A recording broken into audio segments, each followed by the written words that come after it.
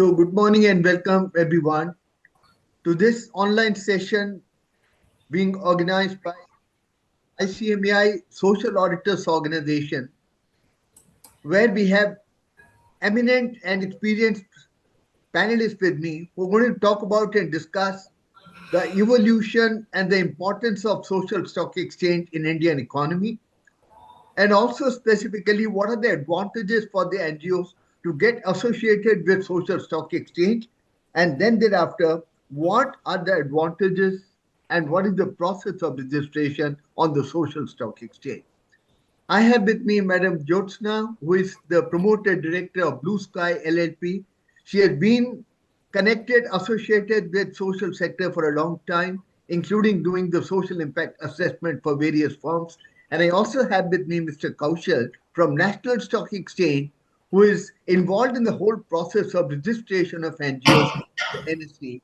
So we have eminent panelists to talk about. I would like to make the session interactive and we request all of you to kindly raise your question, raise your query, that we are on the same wavelength and we are on the same platform in understanding of the evolution and working of the social stock exchange. So to begin with, I would request Madam Jyotsna to kindly share her perspectives on the emergence of social stock exchange, its importance for the social sector, and why it is advantageous for the NGOs to get registered on the social stock exchange. Just to set the tone of the entire session, Madam Jyotsna, over to you, please. Thank you. Thank you, Dr. Gupta. Thank you very much. Thank you to all the lovely participants who have joined us this morning. But before I start actually interacting and discussing with you, I would like to convey my thanks to Dr. Gupta. Believe you me, all of us who are here, we would not have been sitting and talking about social stock exchange if it wasn't for the perseverance of Dr. Gupta, Thank who you. Thank continues to keep it relevant, continues to motivate us, continues to remind us that this is the social stock exchange is something that we cannot let go. We thank have to you. make it a success. Thank you, And Madam. I would like to put my appreciation to Dr. Gupta, because all of us should actually, because if it wasn't for him, this idea would have got lost in a maze of so many other issues. So, with that gratitude, I would like to start my session. I see some of my old friends here. Yeah. Kavita, Tarunji has been there. And I am also very excited to see there are a lot of people are from a finance background, like company secretaries and Yeah. financial background, CAs, accountants. And I personally find that a very refreshing, what do you call, contribution to the social sector. Because for all of us who have worked in the social sector, you will agree with me that there's a huge amount of passion, there's a huge amount of commitment, and many of us work in this field at the cost of our own, family time, our monetary, capability of, maybe if we hadn't worked in the social sector, we'd have maybe earned a lot more. But one of the things that we people in the social sector need to understand is the science of accountability. Yes. How do we put what we are doing, the impact that we are making, in a way that, in a language that the world understands. So when you're only talking about the passion and you need to do something good, fair enough. But not everybody understands that passion. Not everybody can understand the change that you have made. So it's very good to see that there are different people from different backgrounds, from social sector, from finance. I also have somebody here who'll be joining from the software part of it. So I think giving the ecosystem credit, social stock exchange is managing to get a lot of people with very different backgrounds interested in it, and that's a credit by itself. Okay, so uh, uh, what I would like to do today is I would like to make it very interactive. We're a good 37 people. Very good. Yeah, very nice. That shows the credibility of Dr. Gupta calling us for a Yes. अगर Yes. Doctor Gupta ने बुलाया तो हमें आना पड़ेगा, क्योंकि हमें मालूम है कि बहुत अच्छा ट्रेनिंग रहेगा, वेबिनार रहेगा. So yeah, so having said that, let's make it a bit interactive. And I had a question to ask of everybody. Do you think social stock exchange and the fact that a lot of us find have are going through a process of learning how to get onto a social stock exchange, registering our not-for-profits onto the social stock exchange. Do you think we are struggling with compliance? Do you think it's a compliance issue? All this registration on a social stock exchange, जो काफी काफी लंबा है, काफी deep questions पूछे जाते हैं. Do you think कि ये compliance issue है? Do you think social stock exchange बहुत compliance की बात कर रहा है? Yes, no, maybe on the chat. Do you think it's a compliance issue? So yes, Tarun says yes, Manish says no. Okay, let's have a little more. Nina says yes, it's too much of a compliance issue. Madhuri says no. Okay, so yes, no. We are still equal. I need to see where. Okay, yes, yes. Now we have become. The trend is more towards yes, it is a compliance issue. Okay, so my next question goes, is it a compliance issue, or do we ask for all these things because of a credibility issue? What do you think? Do you think we are asking a social stock exchange slash SEBI slash NSE is asking for all these things just for compliance, or there's a larger purpose? Do you believe that there is a credibility that comes in? Yes. Yes. So Sandeep says both are important. Credibility is the issue. Manish says credibility is the issue. And yes, yes. So I think so that is what I wanted to start this half an hour session with you, is that though the registration process looks extremely complicated and very compliance oriented, considering that this is a new concept that we have brought in, I personally appreciate the registration process being lengthy because it is a credibility issue. And most of the NGOs which have actually gone on, most of the NGOs which have actually gone on to registering themselves on the social stock exchange, one feedback that I get from them always is हमारा credibility बहुत high है. So even apart from the fact that they might raise a lot of funds on the social stock exchange, their other contributors, their other stakeholders, their partners, their corporates, in their eyes, the NGO's credibility has gone very high, because knowing that it is National Stock Exchange, we know that they will have covered every risk. And if an organization gets onto the social stock exchange, its credibility is very high. So what the point I wanted to make was that though the registration process is slightly on the, you could say it is quite deep into details. For the first time, you have to go through that pain. But having gone through the pain, I think the biggest thing that a social enterprise gets back from the entire process is credibility. And credibility is something money can't buy. You have to go through the process, and it's priceless if you really ask me, your credibility. So to all the good, to all the great social enterprises, not for profits, NGOs, which are being a part of this webinar, I would request and I would suggest that you please go through the process, register yourself on the NGO and on the social stock exchange, and go on. So before I go further, I just wanted to introduce the Blue Sky. So Blue Sky Sustainable Business is one of the organizations which has tied up with Dr. Gupta's SAO under ICMAI, and we are one of those entities who have been audited ourselves, and we sort of give the impact assessment report for all the stock exchanges for all the NGOs which are on the stock exchange.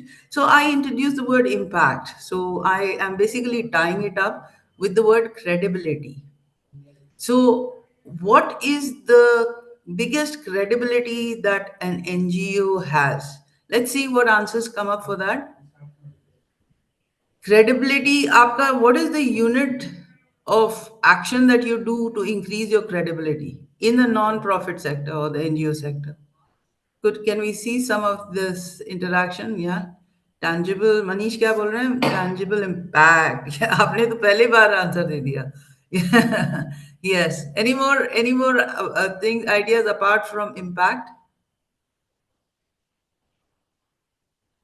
Yeah. So fine. Manish said that impact is aligned to resources. Madhuri says that. Yeah. But guys, we're all on the same page on that. In my saying that aapka credibility is not only one aspect is you meet all the criterias for registering, but the second part of it is you can show impact, you can measure impact. And what is impact? What is impact? Impact is the delta change that you're making. Simple definitions. बहुत सारे चीजें होती हैं, बड़े बड़े definitions होते हैं impact के. But always keep in mind at the back of your mind, have you made an impact? What is an impact? Have you made that small change? Is there a small change that is happening because of the activity that you do? That's the second part. But you might have made a tremendous change in the society, but are you able to talk about it? Are you able to, you know, have a narrative about it? Like, so that is the few cornerstones in this sector that we are learning, and Social Stock Exchange is doing a great job in demanding that out of us, and it's the right way to do it. Okay, so coming to the main questions that uh, I mean, I would like to ask the participants here. Is this the first time you are going through a session on registration? Would you like to me to go start from absolutely the? Okay, so Sandeep says yes. Manish says no. Madhuri says yes. This is the first time. Okay, so we have a little more yeses than this thing. So I'll start from absolutely the preliminary steps of registering on a social stock exchange. Yeah. So I see that this is the first time quite a few people are joined this thing, and I think it's great. I would encourage all the people who are joining the first time ICMAI webinar on registration of this thing, that please go into, there's a lot of material which Dr. Gupta keeps sharing. Keep a tab on it, and I think you will get a lot more clarity on the registration part of it. So fine, now I'm starting on the eligibility criteria for registration of social stock exchange.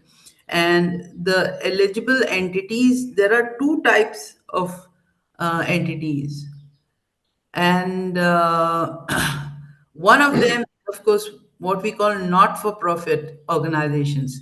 The term NGO is used less and less and less because I think this has got many other definitions and connotations.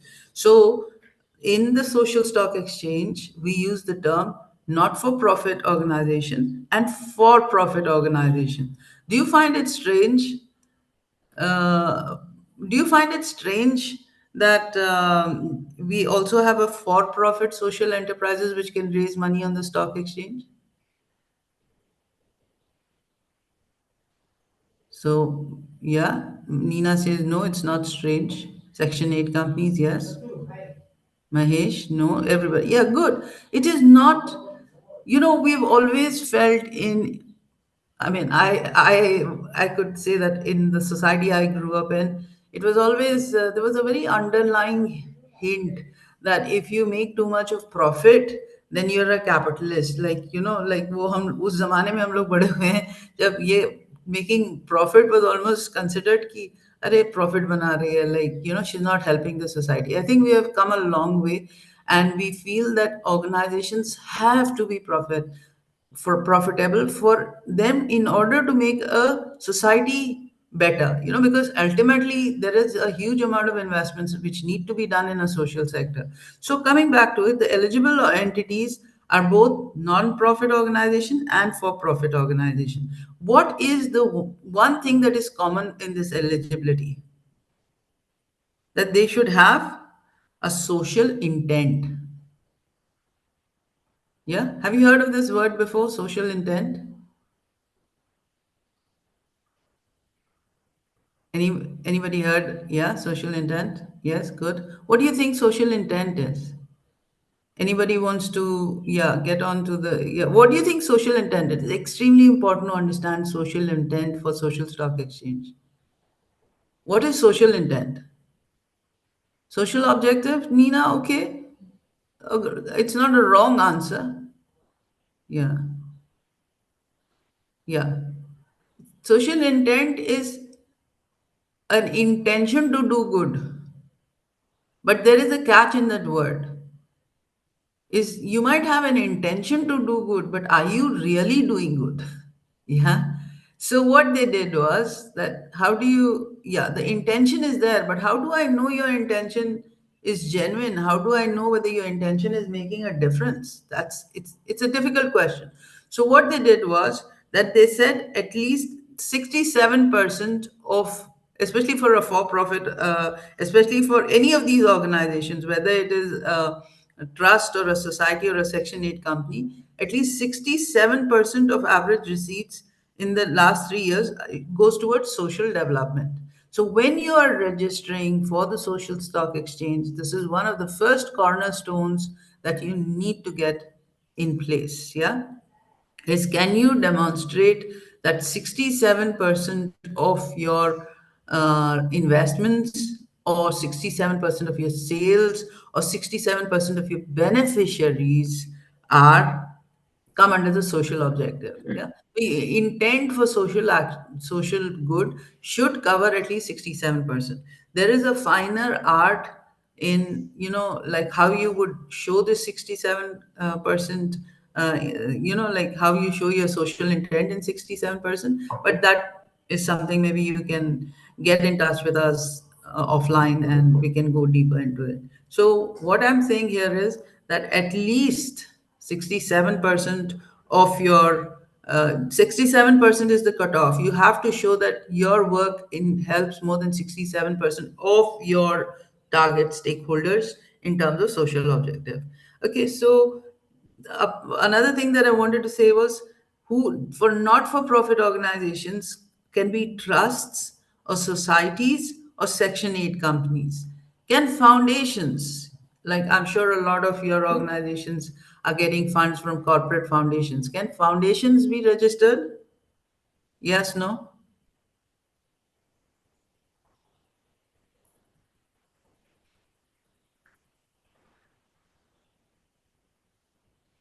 So Madhusudan is saying that foundations can be registered on social stock exchange. Not really. If the foundation has to be either a trust or a society, it has to be registered as a trust or a society only for it to get onto the social stock exchange.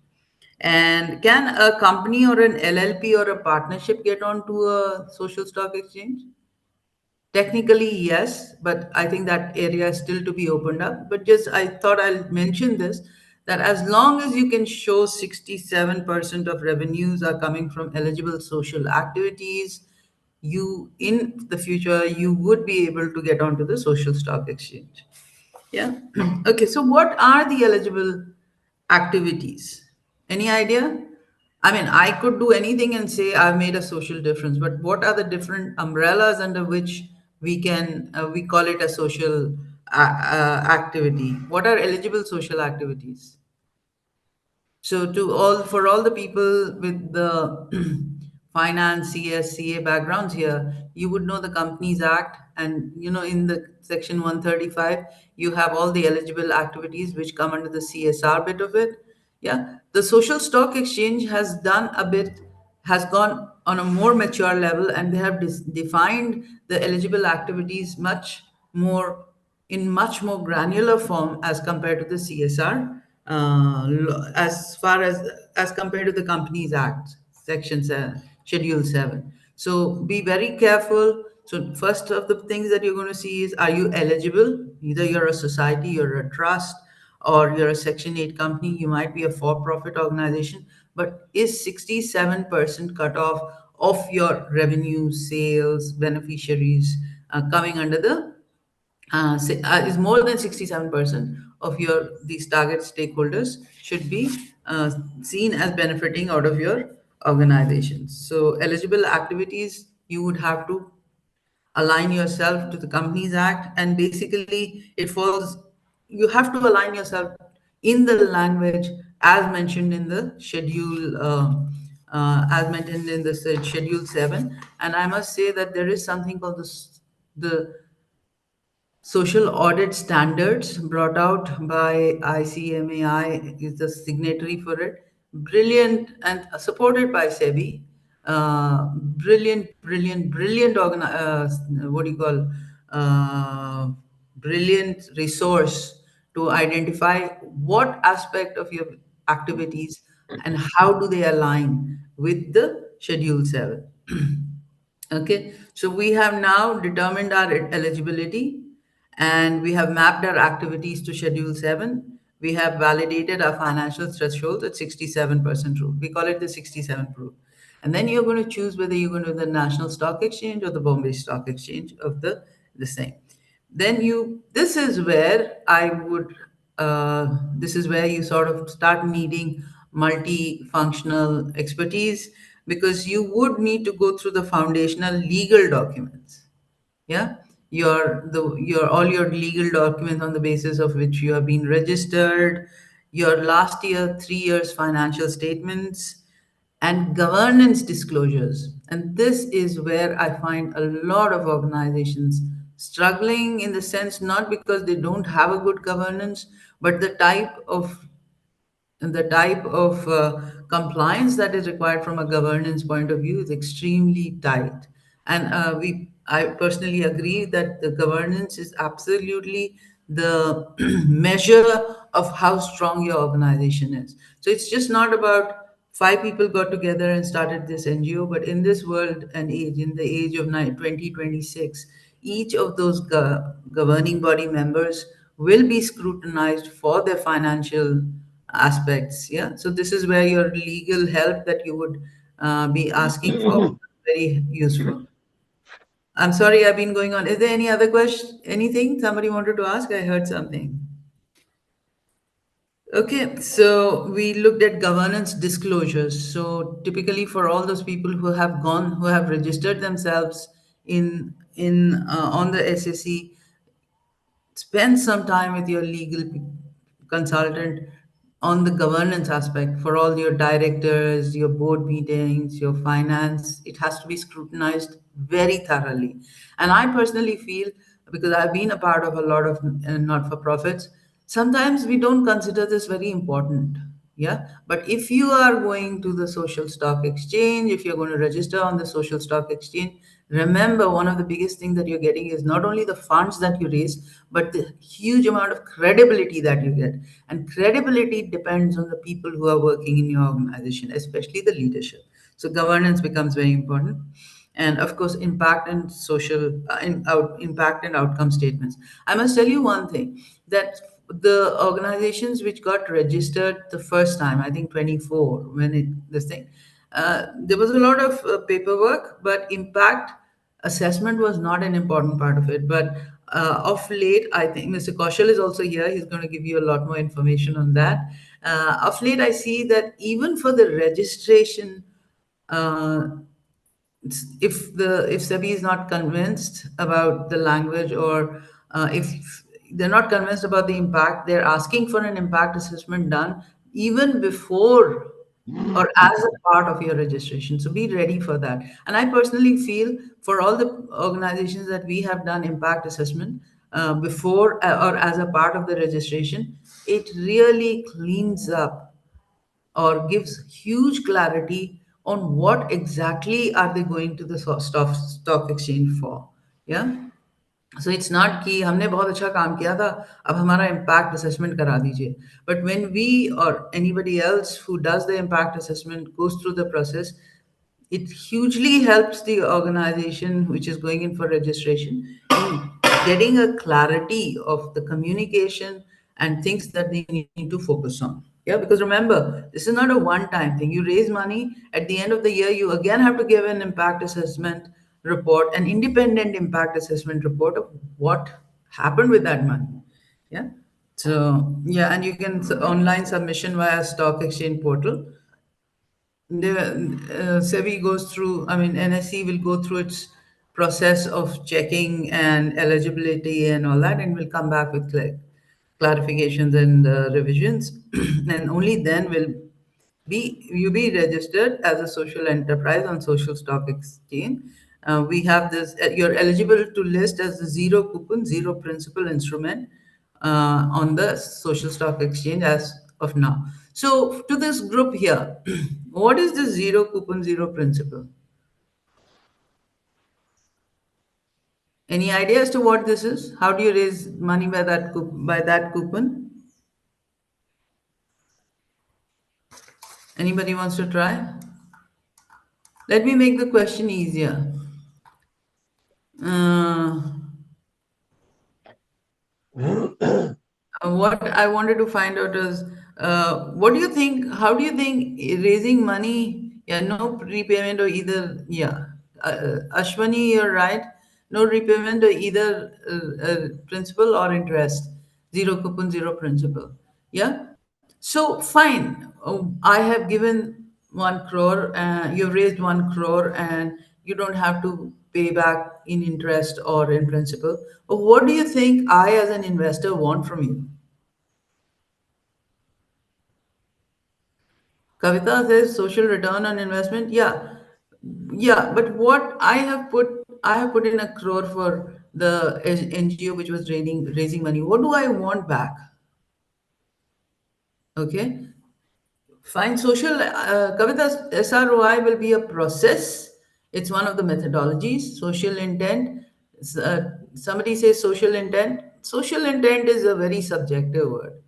So what am I getting? Transparency. Yeah, Tarun said it right. I am putting in whatever X amount of money in your social enterprise. I don't want my payment and interest back, but I want to know that my money has been used for good impact. Yeah. And I'm also mature enough to say that in the first year only, I might not see impact. I might see short term outcomes. Yeah. Small changes that are happening, which over a period of year might become an impact. But I need to see that there has been a change, the process of change has started. Yeah. So it is ultimately zero coupon and zero principal builds on the fact that I don't want anything back, but I want to see that my money is making an impact for the area that you're working in. It could be empowerment, it could be education, it could be environment, it could be anything, whatever comes in your fundraising document. But I, as an investor, would like to say that I need to see that changes happen. I'm making a difference. And I just want to bring it in context to the fact that India has spent, I mean, the numbers don't go by what I'm saying, but it's something to the tune of 23 lakh crores over the last 10 years we have spent on social development. Have we really got a return on our investment for all that money invested? Not really. Not really. And that's what social stock exchanges actually changing. Do you agree with me? Do you have any other perspective on it? Any other perspective?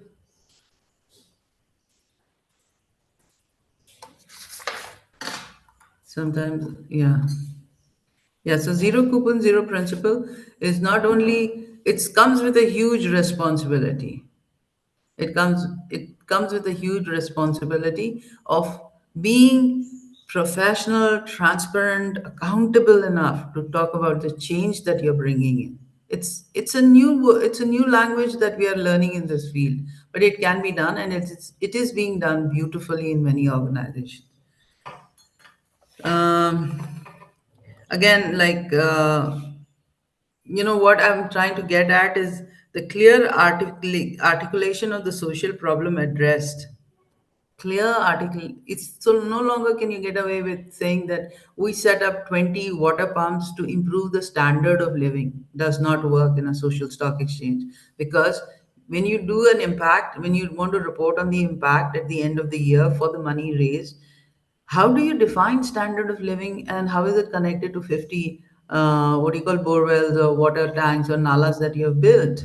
So you'll have to be extremely clear on the social problem addressed in very granular terms. And I'm very happy to say that in India now we are getting because the government's data collection and the type of data that we are getting from the government point of view is also quite good. So, when you're articulating your problem, you have to bring in percentages, the type of changes that you're going to be speaking in a more accountable manner. Um, Again, like I've talked about target beneficiaries, geographies, and yeah.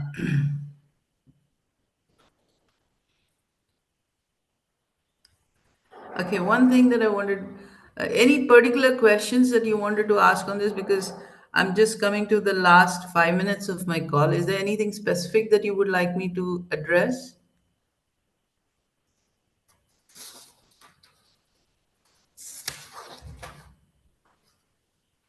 Okay, so in the process of ending my conversation here, I wanted to ask the group here: does SSE guarantee funding? Just because you're an SSE, does it mean that you'll get the funds? Yamani says no, and Satya says no. Yes, I mean registering on the social stock exchange, I think, is the first step of stepping into a 2026 requirement of getting all your governance, financial, legal clarity to go into the market and raise funds. Yeah. So registering on a I'm sorry, registering on a social stock exchange doesn't guarantee your fund, but definitely increases your chances of getting funds. Yeah. Because all the other people, apart from the other, your retail investors or your social development banks, apart from them investing, a lot of individual investors will also look and say, no, like, I'm quite sure my money is being used well. Yeah. So my other question was, how small or how early do you have to be to in order to enter in order to register yourself on a social stock exchange? Any guesses? Yeah, you have to have 3 years of a solid, yeah, 3 years of solid financial, audited financial statements before you go in. See, if you go into the books, they'll tell you that there are a lot of special cases, and you could consider in a special case and all. But fine, you can do that. But I would say get your 3 years minimum financial audited statements, and then go into the social stock exchange. It'll be much more easier because you can focus on more important things. So is impact assessment compulsory? So after the end of the year, it would be it would you have impact assessment becomes a very important part of the documents that you will be submitting. So impact assessment at the end of the year, 1 year financial year, it's important. Is it important before you register? I don't think it says you have to get an impact assessment before you register, but we are coming across many cases where NSE has got back and said, no, like, get an impact assessment of the project that you have done. It could be because they need a little more convincing, or maybe your report has not been your intention, social intention needs more clarification. It could be any of those reasons. This is a, and we are Blue Sky is an impact assessment company. We are not only recognized by ICMAI, we are also recognized by the Quality Council of India for the methodology that we follow for impact assessment. It is an international methodology called ISO 26000. So it's basically our impact assessments not only meet the requirement of the social stock exchange, but it is globally accepted. Yeah, it's not something very particular of India. It's globally accepted, our methodology. And so that is it from my side. Would there be any specific questions of me? If you could please let me know. Madam, good morning. Good morning. Thank you very much for your explanation. We would like to know whether NSE and BSE are different and how is it different? Yeah, They're Mr. getting Kaushal registered. is here. Mr. Kaushal from NSE is here. Okay. Please note down the question, and I think he would be very well equipped to answer that. And another thing is about working on gender-based discrimination. How do we measure these things and how do we bring an impact? Will we be considered for this in case if they are more particular about measuring? These things are Yeah. difficult to measure, right? No. I don't get your name. I think your name is Pragati. It is not difficult to measure if you are specific about the impact that you're going to make. So, just to let you know that it is not difficult to measure, your NGO will have to strengthen its monitoring and evaluation process. There is some change that you're making. Yeah, you can't. So, Pragati, I mean, literally go back to the books and what do you call have that narrative of the changes that you're making. It might come under vulnerable section, it could come under gender empowerment, it could come under a lot of other schedule 7 categories, but you you have to measure it. If you can't measure it, I don't think you would be able to get into the social stock exchange. Thank you, madam. Schedule 7, can you please explain, or will Meaning anyone else? the Companies Act, no, the Companies Act. Companies Act. Okay, thank Yeah. you. Section 135, Schedule 7. Please go through that. Yeah. Yeah. Oh, hello. Yeah, good morning, madam. Yeah, please tell me, sir. Madam, we have already registered with BSc. And also, Very nice. Congrats. we have also put up papers in getting registered with the NSE. Which would be better for a fundraising? Which is అదే నేను అడుగుతున్నా. ఏది better అని. No, compared to BSc and NSC. Yeah. Yes. No, I feel, I mean, we have Mr. Kaushal here and he would be able to tell you అదే much చెప్పాను. better. But from my point of అతను view, చెప్తాడంట. Bima karvanu register. ఇంకొకడు. yeah, from my point of view, the first time you raise raise the funds will depend very much on the people you are getting personally in touch to ensure that 75% of it is raised. Yeah, so is it easier? I think both of them are associated. I wouldn't say one is easier than the other. It's the first difficult part will be you identifying people who would be funding you.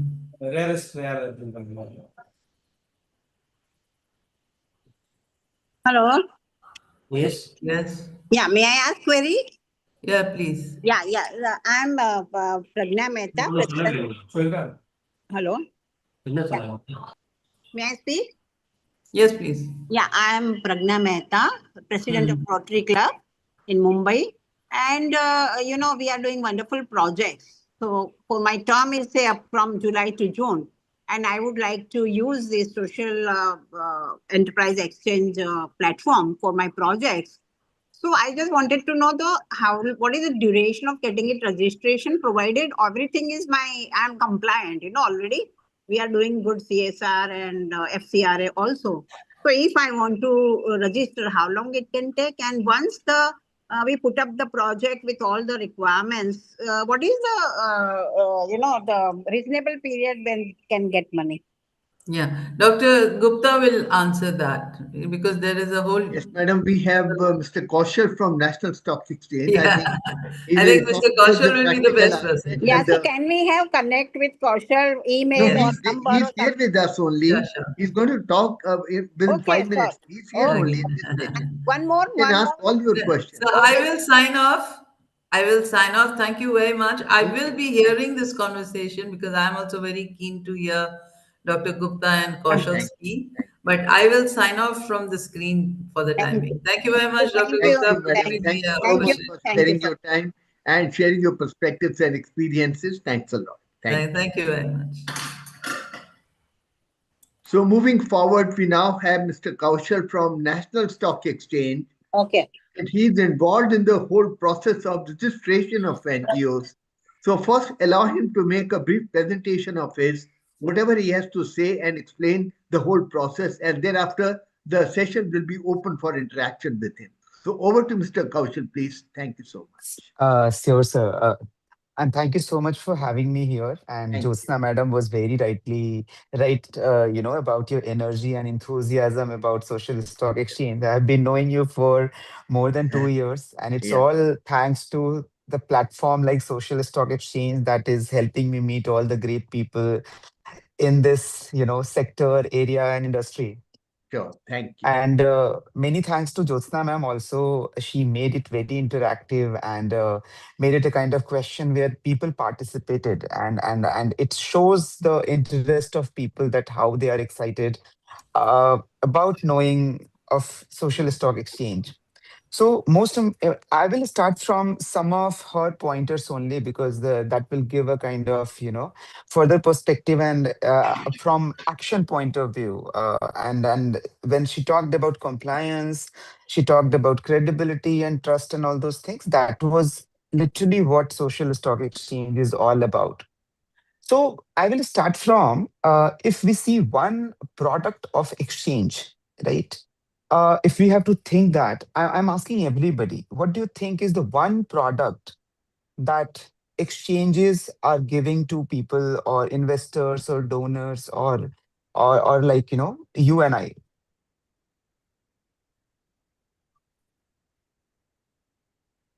I'm just checking the chat box.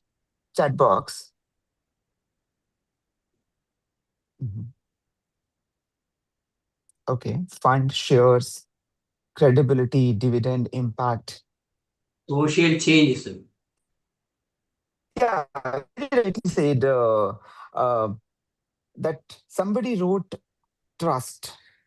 So that trust is the only product, and that is one of the reasons why one investor based out of Bihar, assume, and investing in a company which is based out of some place called Tinsukia, where he has never visited to the office of the organization, but buys shares or invest in that company. And how trust comes in, it's all through that transparency. Transparency to share all the documents as per very expert based templates and all those things. And that is what this platform is all about, right? So if we see trust, if we talk about it, as an investor, I'm investing or like, buying some shares. I know that it is going to give me some financial return. But when I talk about social stock exchange, it's more than financial return, or it is not talking about financial return, but it is talking about social return. As Jyotsna madam said, that what are you talking about, that impact? What is called impact? What you are giving as a return to your donors, and which is nothing but what you are doing with my funding, what you are doing with the money I have contributed to the cause.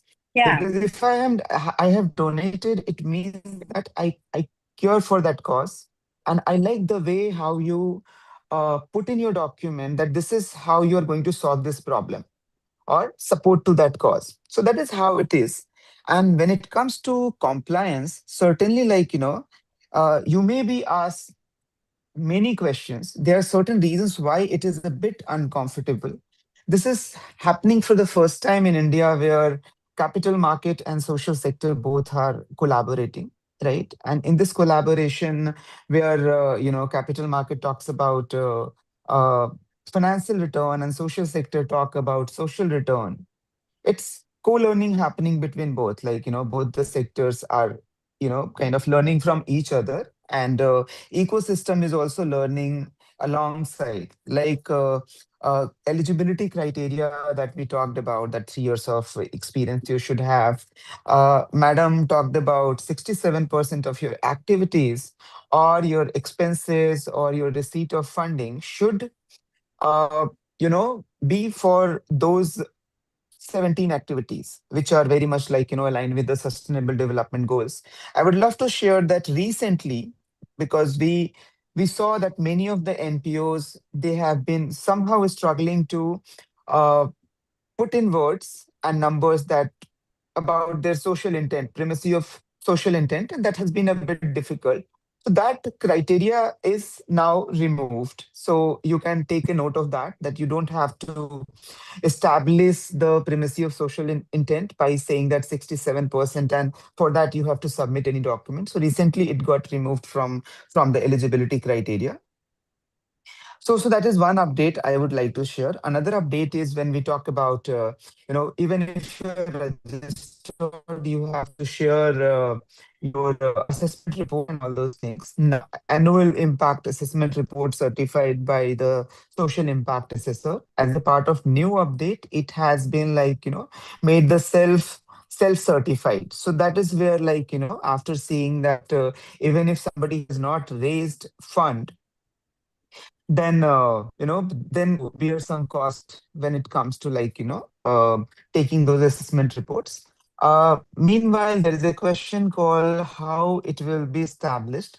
Certainly. So as an NPO, the moment you say that these are the activities, these are the projects you are doing, they will certainly ask about some of the impact numbers, right? It's not like you have to share that specific thing in a template, but indirectly you will be asked certain questions about your impact. But that is not a kind of, like, something which you have to share on your letterhead. So when you talk about your project, when you share some of your impact assessment reports, certainly that shares about your activities, that shares about what all areas you are working in, what are the kind of, like, outputs and outcomes that you are creating, what are the impacts you are talking about. So indirectly, it will build that primacy of social intent, but at the same time, like, you don't have to mandatorily, like, talk about that in a separate template. That is what I mean to say. So that is what it is. And few of the things that I also would like to, address here, that there was a question that can foundation be registered. So if they are eligible, and at the same time, there is another criteria here that any NGO, if they are getting funding from one source, which contributes to more than 50% of their overall fundraising, they will not be eligible. And in similar line, if a foundation is raising more than 50% of their funds from outside, they can register themselves on social stock exchange. Yeah. Yeah. I think somebody wants to speak here. I would suggest that let me complete. I will try to keep it as short as possible Yes, so that please. we will get more That would be better. questions to Excuse me, address. sir. Can you repeat what you had said? Yeah. Please, once. Thank you very much.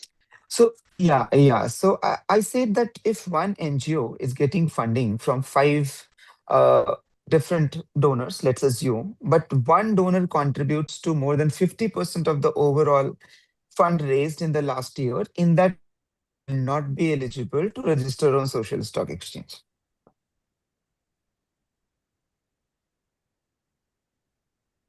Yeah, and all these changes are notified by SEBI, and those documents are available as their circular. If you go on the SEBI website, you search just social stock exchange, you will find all those circulars. Yeah, so please go through that, and I would request everybody to read working group report, technical group report. That will give you a lot of, a good foundation to understand social stock exchange.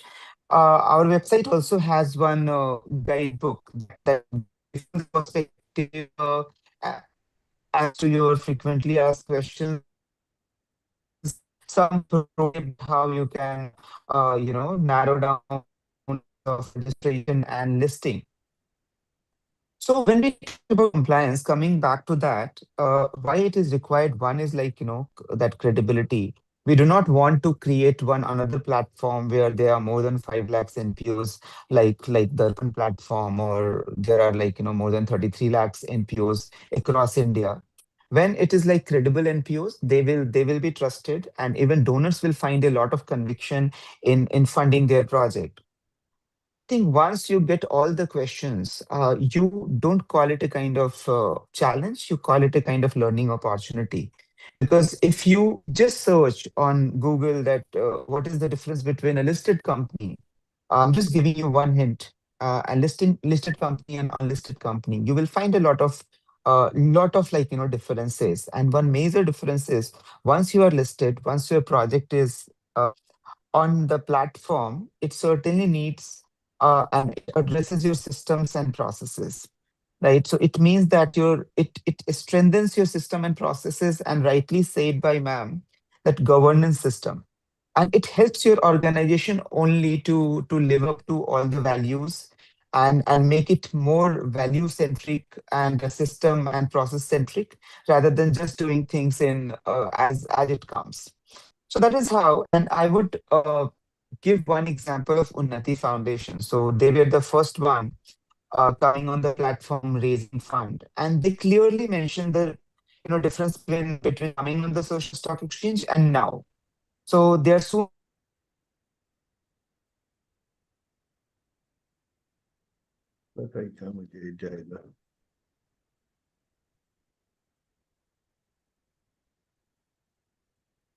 yeah, yeah. So they have raised.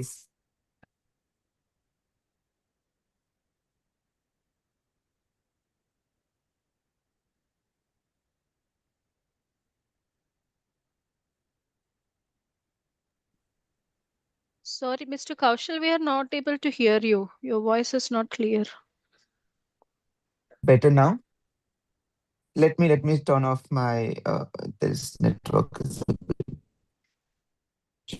Am I audible now? Yes, yes. Hello. Yes, yes, Yeah, yes. yeah. So I was giving an example of Unnati Foundation. They are the ones they have raised fund on social stock exchange twice, right? So recently they shared that this year their financial report was ready in the month of April only. So this is the power of bringing that system and process, and at the same time governance and how your auditor is also taking you very seriously.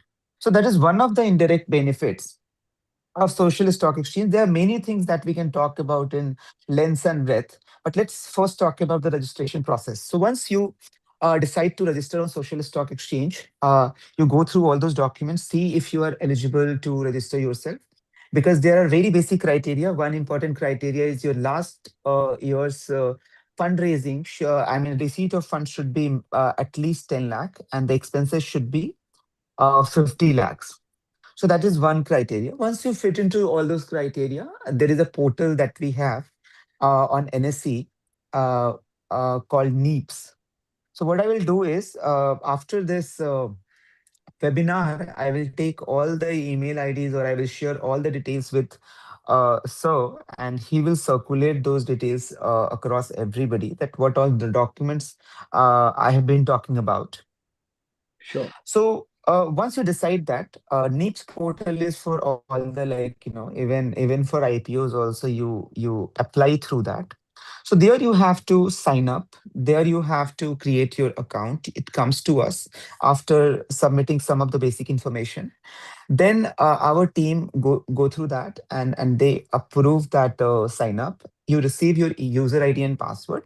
Meanwhile, you also check all the checklist for registration. You submit, I mean, you prepare all those documents and then submit in the system as per different tabs given there. And it's a very constructive process. What happens that once you submit that, then it comes to our system, to our team. I mean, some compliance person, basically compliance officer, will be allocated to look into your case of registration. And within 5 to 7 working days, they will get back to you with their queries or questions if there is any. And then it's a very constructive one. Like, it goes for 2 or 3 times. And as somebody had asked that how much time it takes. So on an average, it takes like 4 to 5 weeks. And just in case if one NPO has intent to raise funds, so what we do in at NSC is, after the first set of documentation is done, we have a call to discuss the details of the fundraising as well in detail. That what are the steps, what is the process, because that also needs a very specific attention and learning, because understanding that NPOs are coming for fundraising for the first time, most of them are. So we take care of all the hand holding and capacity building, and at the same time, like, it's first time happening for them also. So just in case, like, in fundraising, if they need to take some advisors or consultants help, there are certain advisors already helping different NPOs. So informally we connect with them. They can see their contact details in the documents already available on our website as well. They get in touch with them. Certainly they will charge a bit, and I'm sure that this question is going to come, that how much charges and all those things. So it takes almost like, if you see, I mean, irrespective of the amount that you are raising, it takes minimum 3 to 5 lakhs. And to mitigate that, optimize that cost for NPOs, there are two things. One is a bit of that can also be, put in the draft fundraising document. Like it can be budgeted in that so that you can mitigate some, I mean, optimize some of the cost. Same time, capacity building fund of Social Stock Exchange is also supporting with 5 lakhs of one-time incentive, and that is applicable for first 2021 listed projects, and basically those NPOs who list their project for the first time. So these are the helps and the supports provided through Social Stock Exchange. So this is what the process is. Especially, its the criteria, other documentation are very simple. It's -1 only, so there is no, I mean, checklist for that 67%. Remainings are like you already have, whether it's your registration on the Open platform, or like your ATG certificate or 12A certificate. Recently, we faced one issue of 12A because regulation says that your registration, I mean, 12A certificate should be valid for another 1 year. And most of the NPOs are losing their registration, I mean, for renewal only, on 31st of March. So that is where, like, it was not fulfilling the criteria. So we took a kind of midway decision saying that once you apply, it will be subject to submission of your 12A or 31st of March, whichever comes before. So that was the thing. So I think it's already 11:30, so I would suggest, if there are any question, please keep writing, or like, you can turn on your mic and you can ask. Can I speak? Yes, Yes, please. please. Yes, ma'am. Yes. Yeah, thank you so much, Kaushal. You have explained it in detail. So actually, there is one question and one answer to the question that someone already asked. Yeah, So yeah. someone has asked, like, if BSc is easy or NSc is easy. So we are an organization that is registered on both NSc and BSc. We are the Uh-huh. first on BSc and fourth on NSc. Okay. So registered, not listed. Mhm. So with my experience, I can say both are equally same. So initial registration time, the team, how they coordinated with us, everything is same for both. So that is one answer that I want to say to one of the participants. Yes, No, both are thanks. similar. Thanks. Yeah, both are similar if your Yes, documents are in place. But correct. believe me, like, NSC, we feel that, based on the uh, ecosystem feedback only, that we are a bit tighter, we are Yes, a bit stricter. Yeah. And I was we about to say that. Yes. yeah, and we feel proud of that, I would say, because when it comes to credibility, and when it comes to, like, it should be in black and white, and our compliance team is quite capable. They read between the lines as well at times, and they will ask you to explain those things. And the idea is only to give you, just not for the sake of giving that credibility to you, but actual credibility to the NPOs registered. And somehow that is why, even after being so tight very hot. and stricter, if you see, the number of registrations are much more on NSE Social Stock Exchange. And if you see the listings also, like, we have, I mean, there are 14 projects listed on Social Stock Exchange, out of which there are only two which are common between both BSC and NSE. 12 are unique on social, I mean, on NSE platform. And even if you talk about the pipeline, we have quite huge pipeline with 20 projects going to raise another 80 crore, right? And until now, we have raised more than 43 crores. So, and BSC is yet to get their first, like, unique listing done, and we are sure that they will do it very shortly. But the point is, this is when, like, we when you actually look for credibility, when donors believe in your project, right? And that is the difference. It might be a bit difficult for you, but believe us, when you go with all the I mean, vetted project to your donors and pitch that way, they will listen to you, and they will, even if they do not have, intent initially, but once you present to them, they will certainly believe in your project. And there's so many examples till now I can talk to you about. And we help NPOs. Like it's not like, that it's just a platform where only compliance thing is taken care of. But once you decide to list your project on the platform, what we do is it's not just the kind of support and capacity building activities we provide for submitting your draft fundraising document, but we also share one different pitching template, because people who are making money to support your cause, they do not have time, a lot of time to listen to your subjective and long, I mean, because I have been a part of the social sector and we talk from our emotions, because we are very much connected with those beneficiaries, their emotional challenges. But impact stories a little different, right? We have to keep it very, very crisp. We have to talk about specific pointers which talks more about around outcome and impact, and that is where we take care of supporting NPOs, how they can build their pitch. We review that, we give them platform to talk about their project in front of, like, so many NPOs and investors. And that also suggests that, see, when it comes to like fundraising, it's not competition but it's collaboration, and that is what Social Stock Exchange is promoting. As once Dr. Balu sir also said that SSC is also about building that collaboration, that how it is giving a lot of visibility as well to different NPO who are doing great job. Otherwise, even if you're doing a wonderful job, just because there are lakhs of NPOs and not sure if they are credible, not sure how they are creating impact. But certainly, as Madam said, that in last 1 decade we have spent more than 23 lakh crore. Still, those impact indicators or different developmental areas are struggling. And I must add to that that there are certain places where you divide the population by its number of NPOs present there. It would hardly be 4 or 5. So if those NPOs adopt those people, I mean, that place will be beautiful. But the moment you go in their interiors, I have seen those places, women are commuting for 3 to 4 kilometers to get safe drinking water.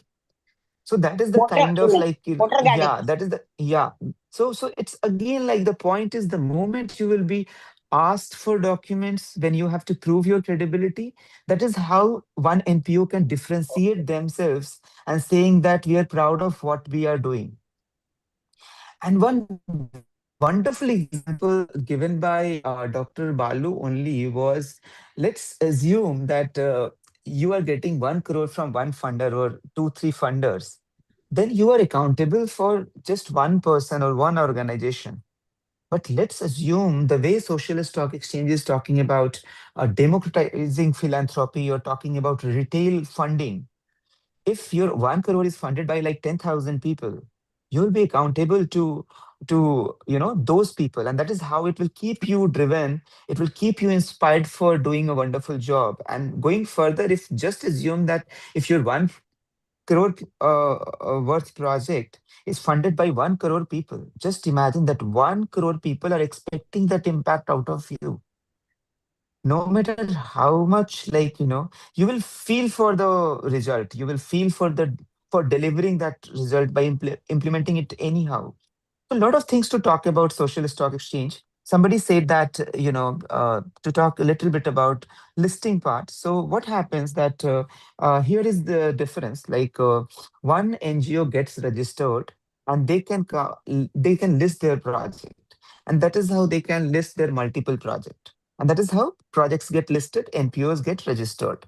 So once they get registered, then they submit one draft fundraising document. Certainly, they have to write it, they have to prepare that, and once they submit that, that platform for 21 days to seek, like, inputs and comments from public, because anyways at the end you are raising funds from public. After 21 days, meanwhile, our team also goes through the document. They share their feedback, their comments, or if any document is required, any information is needs to be explained as to the project designs side as well. And once it is approved, you get in principle approval for another 6 months. That is the validity of that fundraising document, I mean, approval. In between, you can open your issuance for minimum for 3 days up to 10 days, and it can further be extended to another 10 days. Now question is like, once you open the issue, I mean, it's not once you open then only you talk to your investors for raising your fund. What happens that to succeed with the listing, you have to be subscribed to minimum 75%. So for that, what you do that before that only, or once you get the approval, you start pitching your project to different donors, potential donors, and you start getting their kind of approval or guarantee that once you open the issue, then issuance, then they will fund your project. So a lot of work to be done, and they are like right now CSR is not allowed, so it will be a bit tricky for you, that all the corporates who can fund you beyond their CSR budget, then people who can fund from 1 lakh to 2 lakh, they will be known as retail donors, and beyond 2 lakhs, if one individual or HNI or ultra HNI, if they fund your project, they will be known as non-institutional donors. So these are the bifurcation of all those donors. So you have to do certain planning to reach out to those donors so that you can ensure that at least 75% of your project is getting subscribed. You have to ensure that before opening the project, you have that commitment from different donors, and remaining 25%. I mean, ideal is 100%, but even if it is 75%, remaining 25% can be thought through the retail funding. One thing I would like to add, that how we are talking about the retail funding and how we are talking about democratizing this fundraising. So I tell you how it is happening. So on NSE we have more than 12.2 crore unique investors, and they are the ones who invest in the market, they make money. So they are the potential donors, because as for becoming a donor, you have to have demat account, right? So they all have demat accounts. I think somebody's mic is on. If you can just turn it off. Sir, can you hear me, sir? Yeah, I can hear you. Thank you. Just let me finish this part and then we will talk. Yeah. So those 12.2 crore donors, they are the potential investors or funders, or a kind of like donors to your project.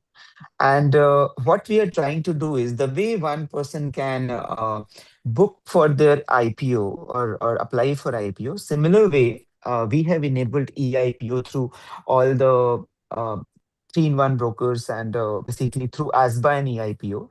So right now, all the bankers and their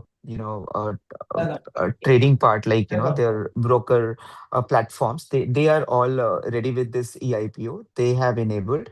Same time for UPI also we have enabled last year only, and right now Fires and Zerodha has enabled their platforms, and others are in process. So the moment these platforms are enabled, and this reaches to those investors, it will certainly enable another level of philanthropy. So last fundraising by Council for Green Revolution, when they opened their issuance, there were more than 60 donors, and they were all unknown donors to the NPO. They were all organic donations. They liked the cause, that this is towards this, climate action. And after funding only, they got to know, oh, these are the donors. So this is what the kind of like, stage we want to achieve, where some percentage of fundraising to start with happens organically, and remaining comes through your set of donors that you reach out to. And obviously when you pitch with your pitch to your, I mean, your project to different donors with that approval of Social Stock Exchange or NSE, that adds a further value, that they also look into it very seriously, that it's one time vetted or multiple time vetted by the exchange. So it increases the likelihood of fundraising. And if CSR comes in, there is nothing better than this, because even 10% comes through this platform, it will bring more than 3,000 crore for NPOs. And at same time, like it will also set up that primacy of further fundraising through their other 90%, because the 10% will work as a catalyst, And that is how one NPO can differentiate. And as we all know that SSC does not, stop you from raising fund through other platform. So it can be a kind of cherry on the cake only. And I must share one more thing.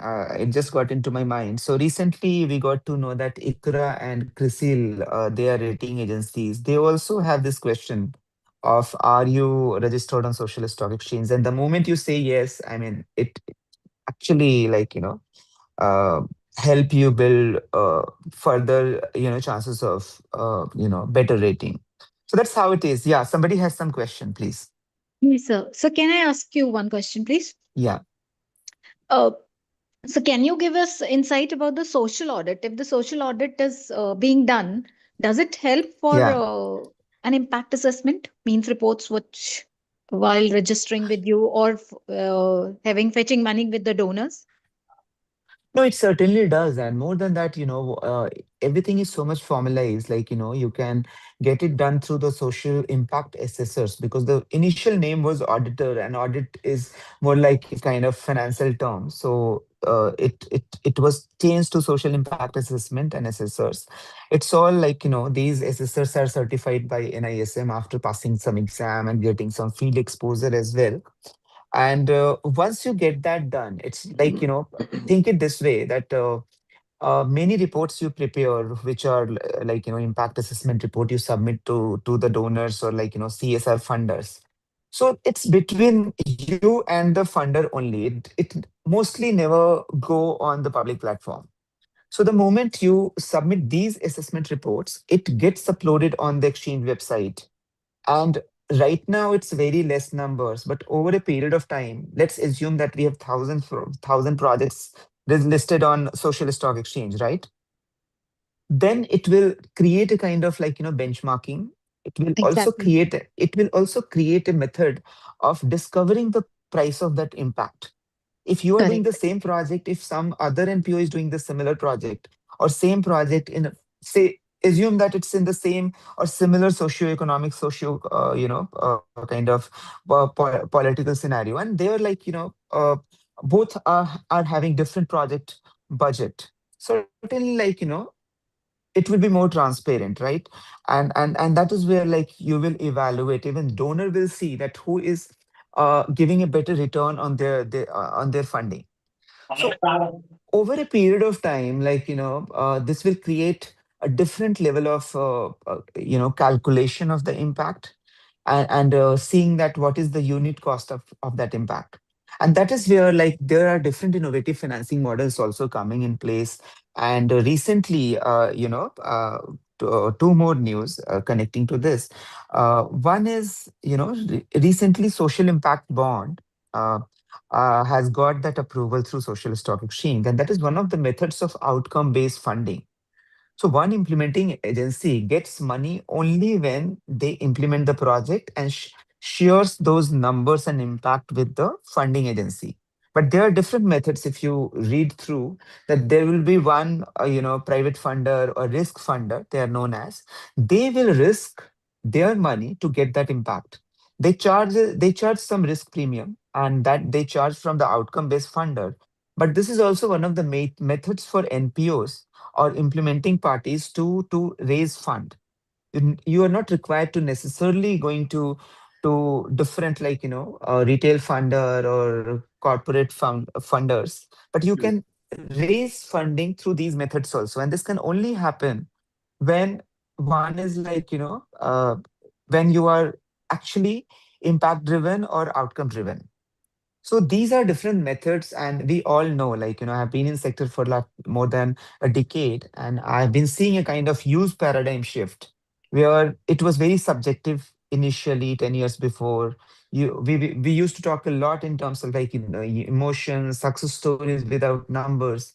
But nowadays it's more going towards impacts, I mean, outcome based. So initially we used to work on like, theory of change, which is still relevant. We used to talk about the logical framework. Now we talk about cascade to impact, like, directly coming to the impact, directly coming to the results of the project. So a And the lot of numbers also. yeah, numbers, right? So it has The not the become, emotional stories only. Correct. yeah, I agree, sir. number, Agree. yeah, number, and when we talk about the stories, now we talk about behavioral change, right? We talk about the Correct. behavioral economics. We talk about the social and behavioral change related different interventions. So a lot has changed, and that is where, like, when it comes to fundraising, we talk about those things also to build as a part of the project.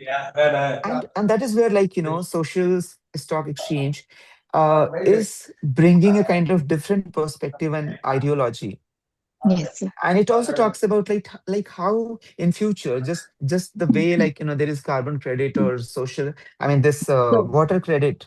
Can we bring hmm. in something like, social credit? Somebody Hmm. talked about that whenever one NPO is trying to expand or putting some extra money in some project for better results, or maybe doing some kind of, like, a strategic meet or investing in some plannings, there also they can sell off their social credit, and then they can do all those things that they are trying to do.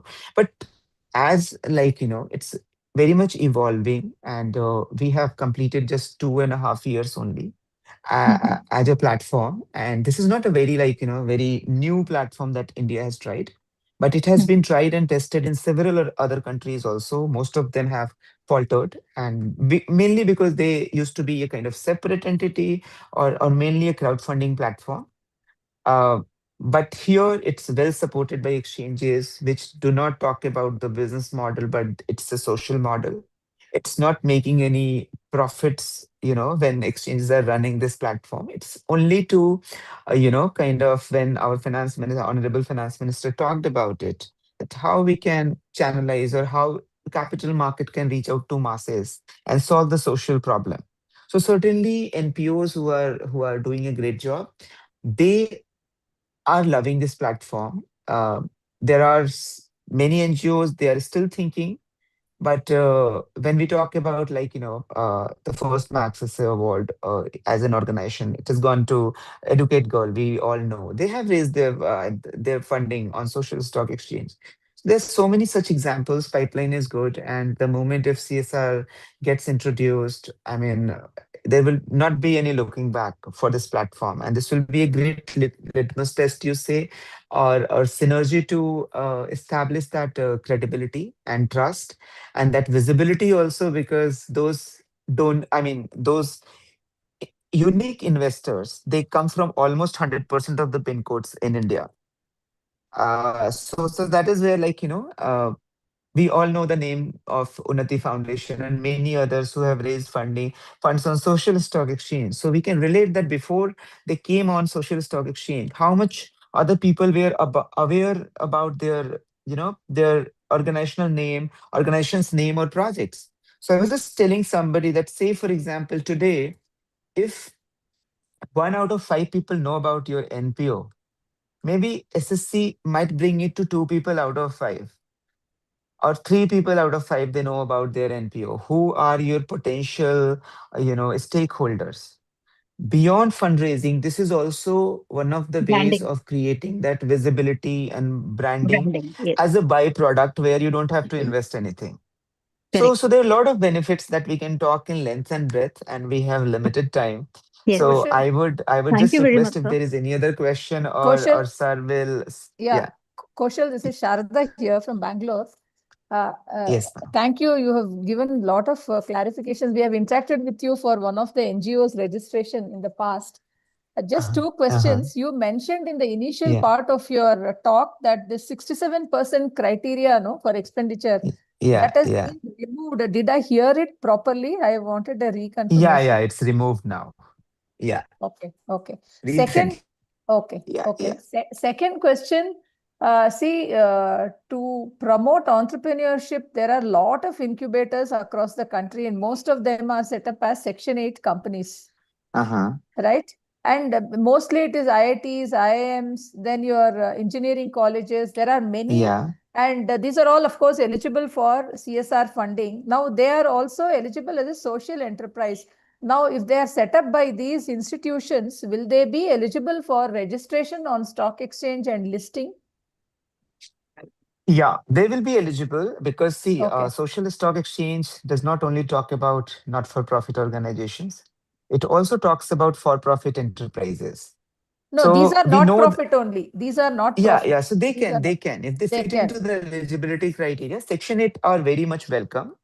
And as a part of that, these incubation centers and these, academia they run there, we have been in very much in touch with them. And Okay. one more thing I would like to mention here, and happy to share that initially we started focusing on not-for-profit organizations because they have not been a part of a capital market, if you say Correct. so. So Correct. they needed the initial focus. Hmm. All those for-profit can come through main board or SME listings. So Hmm. so irrespective of whether social stock exchange is there or not, they were coming on the platform through in capital market. Now we started focusing on that, and happy to share that the first for-profit social enterprise, they have submitted their, they call it like, draft red hearing prospectus Correct. to DRHP. raise 140 crore. Yeah, Okay. yeah. They are going to raise 140 crores, and there are so many in talks after seeing the first one. And Mm-hmm. the idea behind bringing them, because as a part of incubation center, if they are eligible, initially they will be eligible on the SME Emerge platform only, which is run by NSE. So the moment they say that we are coming through social stock exchange, they get a kind of symbol of being a social enterprise.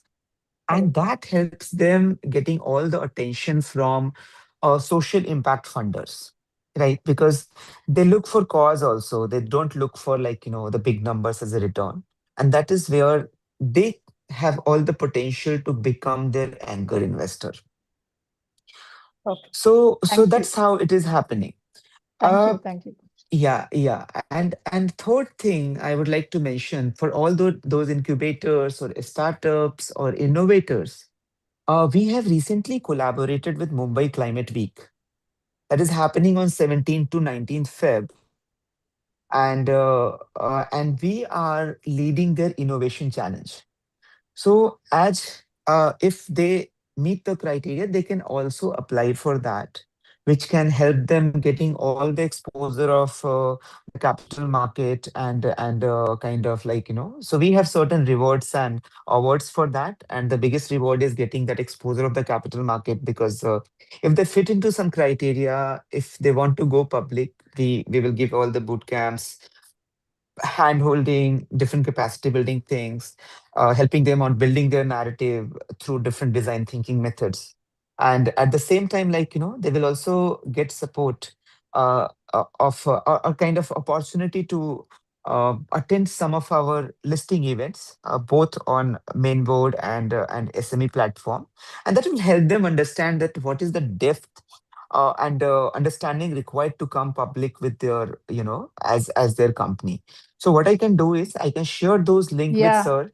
Yeah, Please, please, it so will help that he us. can Yes. circulate and it will be a great opportunity. Just go through this. It will give you that opportunity to, talk to and network with all the global south.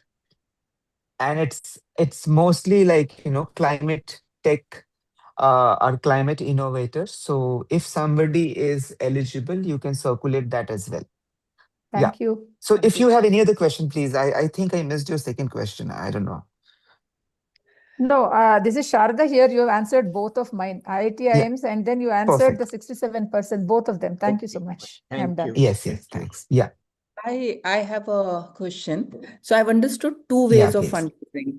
Two ways of fundraising. Mm, One is I'm an NGO and I have certain mm, corporate partners. And once I show them that I'm mm, kind of registered with mm. NSE, it builds my credibility. So my probability of raising funds will increase. Understood that. Yeah. And second, you Mm, did talk about that there are organizations which are like go-betweens. They charge their money and they help you raise money. But mhm, apart from these two, if an NGO has listed a project, how does, mhm. you talked about one case where a lot of funding came by individual. So how does that happen? So Yeah. suppose an NGO does not have good potential corporate, they can't reach out to. It's a small Mhm. NGO, but got listed. What are the other ways of raising funds organically or proactively, apart from these two? Yeah, I think I would say it should be mix of both, organically and proactively. But So how if does you talk about, how does yeah, organically happen? yeah, I am coming to that. So one is like, when it comes to organically, it's like we are building that platform where your project will be seen by all the investors. And that is where I talked about enabling all the UPI and digital methods through which people apply for IPO. They will also be able to apply, not apply, but donate to different projects. That is how, organically can work. But understanding that we are still like, many people do not know about social stock exchange. So we cannot like, completely be dependent on organic funding. And when it comes to, investing on capital market, or like, when a company comes through main board or SME, they also do not depend completely, or they're also like contribution of retail is 25 to 35%, right? And they also look for some anchor investor. So in similar way, that proactive method will help you first ensuring 75%, because believe me, this is happening for the first time. And most of the NPOs are not exposed to the set of donors who are eligible through social stock exchange. The idea behind that is like SSC should not be a kind of platform where it is seeking the same money which is available on different platforms. But the idea was how we can create a kind of different funnel of new fundraisings. And that is where this retail funding came in place, where you and I can also contribute to some project and nation building starting from 1,000 rupees. So how we can do proactively, I can give you one example. It's like, when you submit your project, you start listing down who could be your probable donors, right? Who are supporting this kind of project, and not necessarily that you will be aware of those people, not necessarily that you know them or you have met them. So that is where we support that who are them, how you want to try to make those inroads, how you want to write to them. Maybe like if you need our help, that say, for example, if you say that Mr. X is funding this project very proactively and we don't have any connect with them. So that is where like we will also try our best to get you introduced to that kind of donor. And that is where like we are not just, providing a platform that will just give you one credibility and trust. We are not promising for other things, but they are also to build a platform. We all ecosystem members or stakeholders, we are equally like, responsible to build this platform. Maybe it will take some time to become everything organic, where people will be aware about social stock exchange. But right now we are doing all these things along. We're trying to give the maximum support that we can give. If my connect or our connect can help you, or maybe I can write one email to them saying that this is one project submission and they are trying to raise fund, or they're coming to raise fund on social stock exchange in your interest area only, can you please go through the document and share your inputs, or if you have budget, or if you are willing to fund this project. So this is how also like, you can be proactive. And there are different NPOs. They have had same question, and they were really like, very much apprehensive whether they will be able to like, raise funding or not. But at the end, they tried asking all the people. Everybody cannot say you no, but if you don't ask, the answer is anyways no. And at the end, like, it, as an organization, as a person, uh, outreach, or like, even you call it a business development person or fundraising person, believe us, like, it gives you different exposure and experience of getting that access to those people through that approval and document and being on the social stock exchange platform. Yeah. Yeah. Hope I was able to answer this question. I mean, it So was very subjective, but maybe like, yeah, we can I have connect separately. And yeah, please. Hi, I have two unrelated questions. One is what does and it this what is size? What role does size play in scope for organic funding? And by size, I mean how well you're known. So, for instance, and part of that question is, are INGOs permitted to register?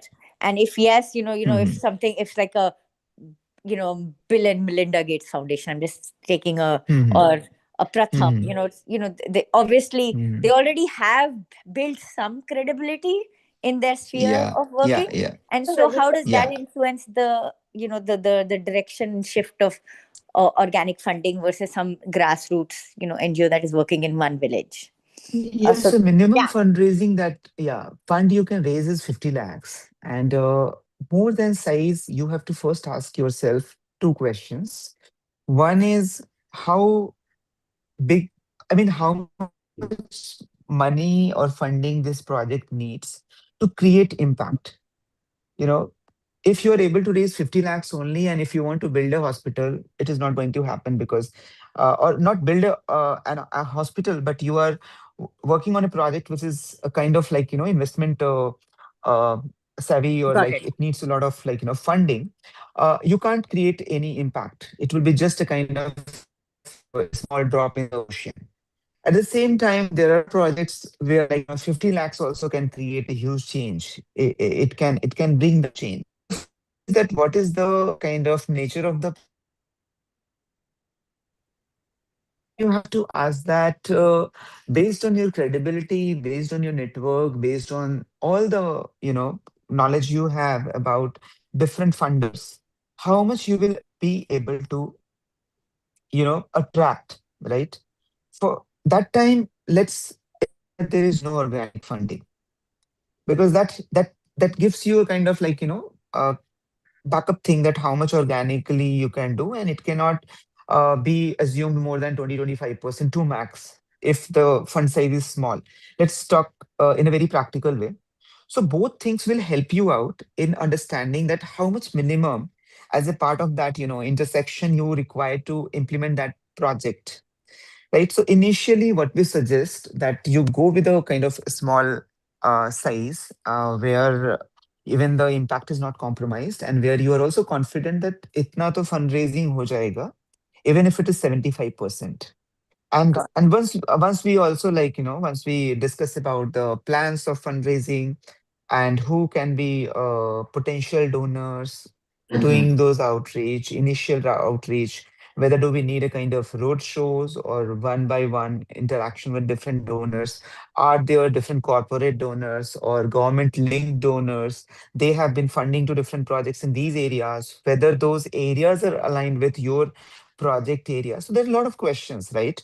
Which we discuss in detail and we plan it out, right? Okay. Once the NPO is registered, and that is where like I can give you many cases that where NPOs have come up and they say that my project needs like 50 crores, right? And then after all the deliberations and discussions, right, we have realized that this is the kind of amount that may be like a big challenge for the NPO. So why not to start with a kind of a smaller one, right? And also understanding to understand the ecosystem, how it works. You cannot like coming up with a bigger one when you are of that scale, as you mentioned Pratham and all. So they are very credible. They are the ones who are thought leaders, and they are the ones who are torch bearing in the sector.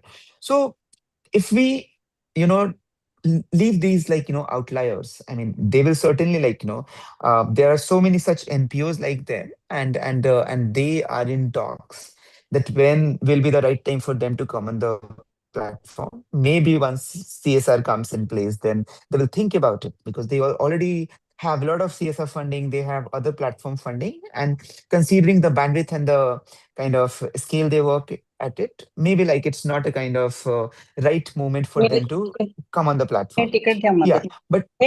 Yeah, but same time, these are the different questions that we need to ask, and based on that, the idea came to the point like that okay, we were trying to raise 50 crore, 100 crore. Let's start from 5 crore, 10 crore. Let's learn from the platform that how it gets done. Let it becomes become our what is that called, memory first, and then like we will go for the bigger one. So one example, like for this foundation, most of us know, and they're certainly one of the outliers here, that they raised 10 crore as a part of their first fundraising. Right now, they have come up with their second project, and they are going to raise 20 crore. Right. So that is how, like, even if big NPOs are very strategic in that way, that is how it is. So similar way, like there are other NPOs also. They are in the process of raising twice and coming up with more projects. Unnati did it twice. First, they started with 1.8 crore. Then they said that 50 lakhs, and I'm mostly banking on our retail donors. Somebody who is funding me 50,000 to 5,000 to like 2 lakhs or something like, and that is how I want to quickly complete the fundraising and go in the field to implement that project. So okay, so every yeah please. Sorry, yeah, you were just, this is really helpful. So you're saying that it as of now, the people who are either they are poised on that brink of credibility, or where they feel that is that exposure will help, those are the ones who should actually first look into would benefit most from registering, if I've understood correctly. Yeah, and at the same time, as an NPO, if I think like an NPO, right, I would also think that whether I'm known in the industry or not, sector or not, if I'm not, I mean, how SSC can help me. So it's also a kind of how important this credibility is for me.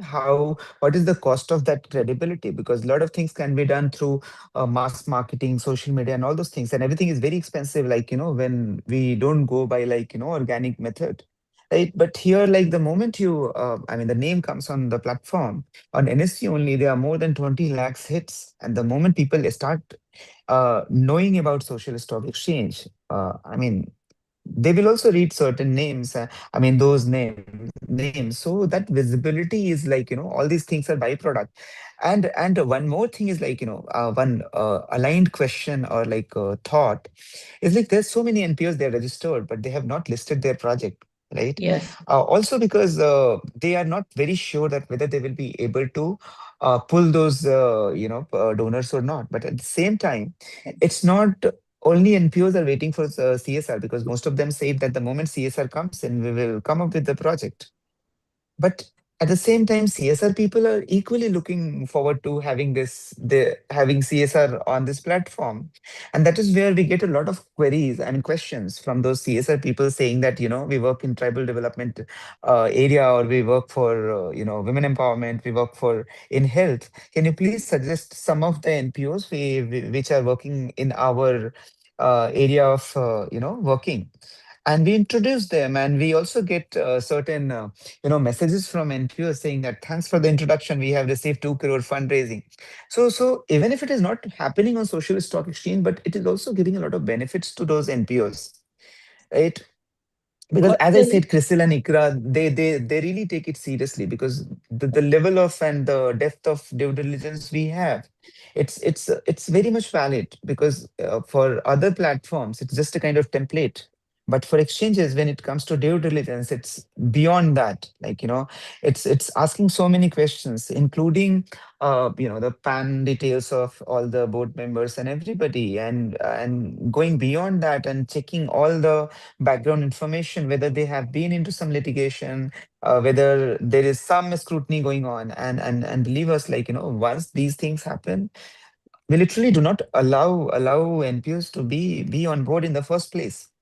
So these are the layers and filters that is helping building that credibility, and same times solving that fundraising thing to some extent, and gradually it's going better over a period of time. And I must sure align with this only. Just got a thought that all these investors we are talking about, how they will get to know about there is something called Social Stock Exchange.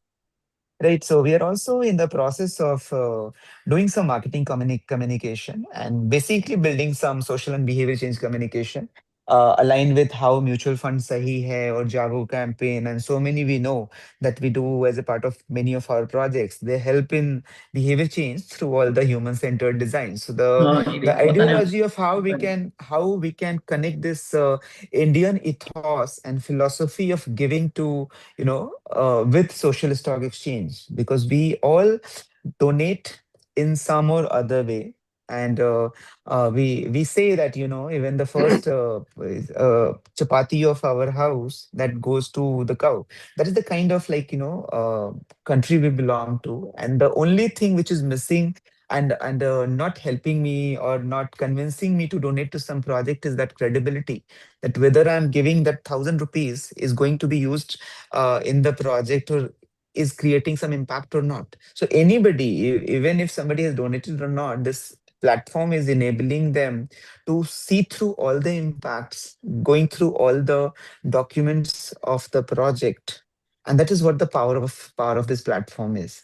To Kaushal, so have two access of all questions. information. Yeah, I know Yeah. the time is up. Two quick questions. Yeah. Minimum funding Yeah. that can be raised is 50 lakhs. Is that Yeah. correct? Yes. Okay. Second question, you explained some rule of if they are getting more than 50% from here. There were two conditions you gave saying around 50% of funds. Can you repeat those, please? Yeah, so say for example, your last year fundraising is 1 crore. So if one donor is giving you more than 50 lakhs, in that case, the NPO will not be eligible for registration because it is dependent on one donor. So maybe that can be one of the logics. But yeah, that's the criteria. Yeah. I have query. Yeah. I'm from Rotary Club president. I just Yeah. wanted to Yes. know that we have number of projects, and if I register and if I get listed, I can put up the projects and various. So when I put up the projects, I have to touch base the corporates Yes. Yes. or they connect me. How it is? No, you will be, pitching your project to all those potential donors. Yeah. And So pitching means yeah. it will be visible to all the corporates who are listed, right? No, How it is? So what we do, it's on our platform. So the moment you submit the document, it goes on our website. Right. Yeah. So you can share all those links to different, donors you have listed. And same Okay. time, anybody can see that. Okay. And yeah. So then I have to connect with those corporates. How it is? It's a two-way process, Yes. you can say. You will have some background. Yeah. You Yeah. will have some And background. it's a two-way process, sir, if I can add. Yeah. Okay. Yeah. Understood. And already if one project is there already, say for example 1.5 crore project is there, I have already received say 80 lakhs. So can I still put the project for the balance amount, right? So you will have to give a background to that. Yeah. All the details, everything is there. Yeah. We have all the details. We are compliance ready. Yeah. And just to add you that we are also registered on the Benevity platform, So that does it give the more weightage? Okay. Because we are no, so it's not a part of the criteria. So those documentations are different. But really you can mention in your organizational details that what all platforms you registered on or a part of, because there also due diligence, so those things everything always is help. due diligence is done by NASCOM and Yeah, it will always support your case. Yeah. ठीक है. Okay. Done. Thank you so much for giving such good information. Yeah. And I think we can Thanks. move on that. Thank No, you. anytime. And I'm really liking energy here and questions and all the participation. Yeah. Kaushal, Somebody's I speaking. had one question. Yeah, hi, this is Madhuri. So Yeah. it's a bit of a different tangent. I just wanted to understand that what is the guidance in terms of the fund utilization for the money that is raised through social stock exchange, given that, we have ZC, ZP, we have the CSR fund, but what is the broader guidance for the fund utilization? So once one NPO raises fund, then in every quarter, in every 3 months, they have to submit the physical progress and the financial utilization report. Yeah. And that will be uploaded again on the website. Okay, no, apart from that, in terms of like, for overhead cost or the program expense, like if there are any guidelines for funding So restrictions or, whenever yeah. you will be doing the project budgeting, yeah, so whenever you will be doing the project budgeting, you will include all these heads. Yeah, and during the kind of like, assessment or review or due diligence of the project, our team will also go through that and will see that something, if it is not beyond a point, or even if it is under some point, like if you say that my management cost is zero or maybe like, 1%, then we will certainly ask you how you are making it 1%, right? So even if it's something like, understated, that will also be asked that with some rationale or justification. So those all things will be vetted, but you can add all those indicators, all those cost heads, including if there is any fundraising cost. So you can do that, and it Whenever can it is be FC. built as a part of your proposal But there are itself. no like industry best practices in terms of, just because for a first time, listing, like just wanted to understand if there are Uh-huh. any benchmarking Uh-huh. practices. No, so I tell you, whenever you go for fundraising on different platforms, whether you submit your proposal to government or CSR or different, multilaterals or bilateral agencies, there also you share some cost sheet, right? You share that these will be my personal, these will be like, OPEX and blah blah. So that will be like, submitted in detail, and that will be reviewed as well, and that is how it will get that approval. And that is where, like, when we were talking about this benchmarking, that's an issue across all the platforms, right?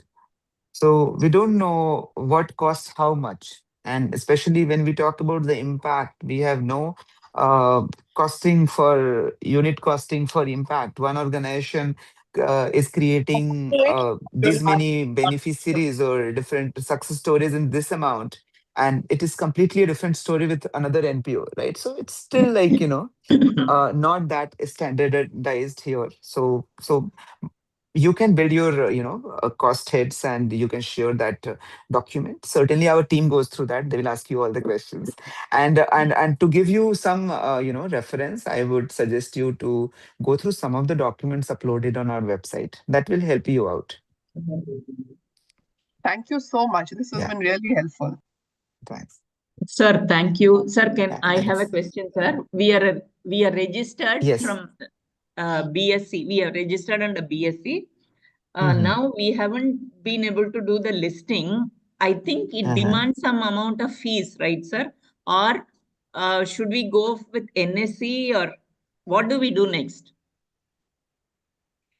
So, both the platforms are there for you to raise funds, right? So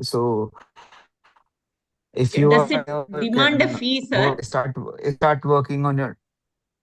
So there is, see, I can tell you about NSE, and NSE from this financial year only, we have started charging annual listing fee. So there are different kind of fee. One is like once you submit your document for, fundraising, that time there is some fee which is zero right now. Then there is listing fee that is also zero. When it comes to like annual listing fee that we charge to uh, quite used to companies, but here we have put it 25,000 rupees per year.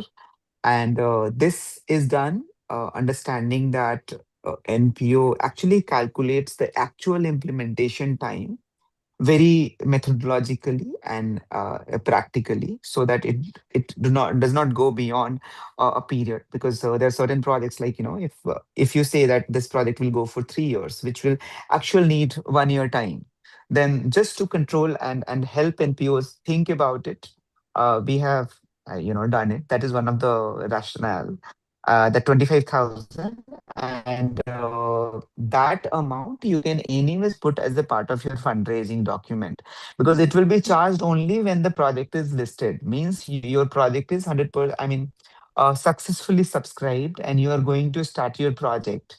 That time only we charge that 25,000 rupees, which is very, very small amount.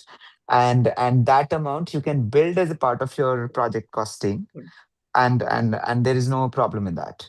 Wonderful, Yeah. sir. Thank you for your And answers. coming back to your point, maybe like, if you want to explore NSE, and even if you want to like, continue there, I would suggest to continue there. But if you need any information, I mean, you can just message me, email me. I'd be more than happy to help you out. I hope to get your number and emails. I'm sorry for this. I've not seen it in the. I have sent it in the chat box, so yeah, you yeah. can connect. I will check out. Yeah. Thank you, sir. Thank you Yeah. very much. Yeah. Very nice. Sorry, my network is bad because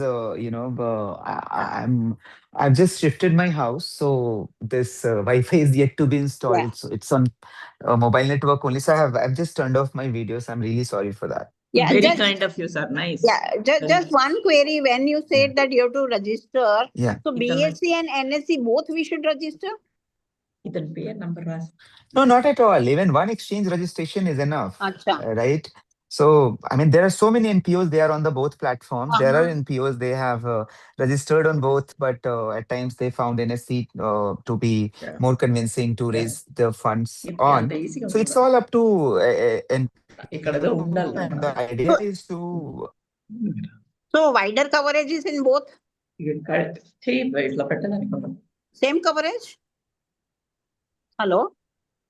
So you can do a little bit, and I'm giving you all a little bit of homework that go back, do some, even if you BSc versus NSC, that will help you out understanding a bit of capital market also for sure, and see that like what helps you better, and whichever way, like its idea is not BSc or NSC. Idea is to create that platform of social stock exchange, because we have set a kind of big precedence to the globe. After seeing so many faltered social stock exchanges, we dared to start it in a very unique way, and it's going well. And that is how Malaysia had, I mean, they learned from us. They launched social stock exchange last year, I mean, in 2025. And few days back only, we got to know that they are launching it fully fledged. So in line with the Indian Social Stock Exchange. And Hong Kong is also in the process of launching their SSC, and there are certain other countries, they are in talks, like that they want to learn from this, and they are finding it a very convincing model of social fundraising. So we have raised that expectation. So idea is not exchanges, but idea is like how we can succeed with Indian Social Stock Exchange. That's the idea. Yeah. So I have another question, really quickly. Yeah. I can, like on the stock,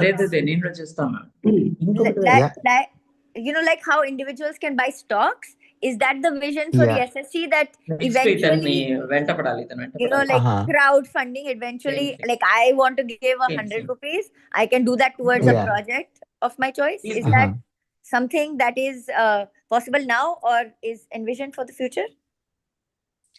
No, so that is happening already. Like, so as I said, it's not purely crowdfunding, because crowdfunding means you are asking individuals to donate to some project. But here we are also talking about individuals who are of big worth. We're also talking about corporates who are donating beyond their CSR.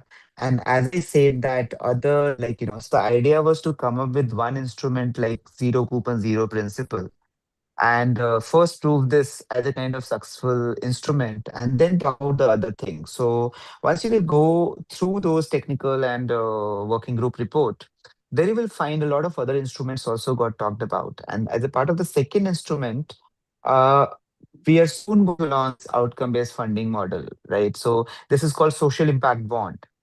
So in India, Educate Girl has done it in the education sector. It's happening already in outside market, but we are trying to bring that on the platform, so that again, to bring that price discovery model in the place. Yeah, and once that comes in, it will give you different avenues for fundraising for your project. Thank you. Yeah. Yeah, I just wanted to ask you that what is the minimum amount one can give? Is there any limit of minimum? 1,000 rupees. It's 1,000 rupees. That's great. That's great. Thank you. It was 2 lakhs, then it became 10,000, and now it's 1,000 rupees. Yeah, that will be great. So thank you so much, Thank Mr. you. Kaushal. Yeah, so That's where we close this session. It was very, very informative and interactive. And we had quite a few people who had no earlier exposure to the whole concept of social stock exchange. Possibly they would have benefited from this discussion that we had today. ICMEI Social Auditors Organization is a SEBI recognized organization, and we conduct awareness programs pan India, both in physical as well as in online mode. We are conducting a program in Bangalore on 29th of December. Every month, or we also conduct 2 programs in a month physically at different locations pan India, and also 1 or 2 programs on online basis. The whole idea is to create awareness at the ground level for the organizations to know the benefits of registration and subsequent listing on the social stock exchange. That's because we are looking at building Vikasit Bharat, which is now going to be built on the platform of inclusivity and sustainability. India is already the 4th largest economy of the world, but at the same time, in terms of quality of life of the people, we are still far behind. And that's where the non-governmental sector can play a very, very important role in building about inclusive and sustainable Bharat, because they are the people who are in touch with the ground level. They are the people who are connected with the people at the bottom of the pyramid. And social stock exchange is a great opportunity for all of us to evolve and build an ecosystem for helping out the social organizations also get and take the benefit of capital market, and thus help the government and help all of us together in creating a better place for all of us to live on this planet. Thank you so much, all of you, for joining us for this particular session. Look out for many of more sessions that we're going to announce going forward. Now that we have your contact details with us, we shall definitely reach out to you for our subsequent online as well as physical programs as well. Thank you so much. Bangalore venue, please. Bangalore, where is that venue? I'll let you know, sir. Okay, sir. Okay. Yeah, we'll share the flyer with you and we'll let you know. Thank you so much, sir. Thank you so much, ma'am. And thank you, everybody. Thank you. Can you please write your email ID in the chat box, sir? We'll send you the mail. Do you have in Mumbai anytime? Yes, ma'am, we are planning, sir. Okay. Madam, we are planning, yeah, subsequent. Okay. So someone who asked for, we got your email ID there Yeah, in the please, chat box. please. Yeah. We'll send you a flyer in the mail. Thank you. Thank you. Yeah, 29th Monday, we will like to do that. Yes, sir. Yes, sir. Thank you.